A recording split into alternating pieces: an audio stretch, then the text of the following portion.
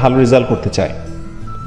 বিশ্বাস করো, তোমাদের ভেতরে এমন কিছু প্রতিভা রয়েছে যাদেরকে একটু ছোঁয়া দিলেই, একটু সহযোগিতার হাত বাড়িয়ে দিলেই তারা অনেক ভালো কিছু করতে পারে।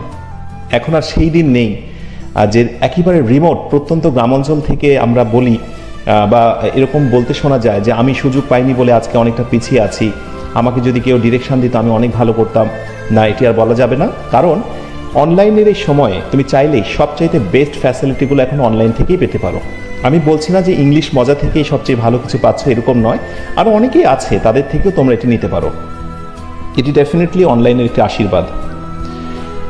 আমরা সবাই ভালো মন মানসিকতা নিয়ে প্রচুর পরিমাণে উদ্যমী হব। মনে রাখতে হবে সবাইকে একটি কথা, আল্লাহ অবশ্যই কারো কর্মের প্রতিফলকে নষ্ট করে না।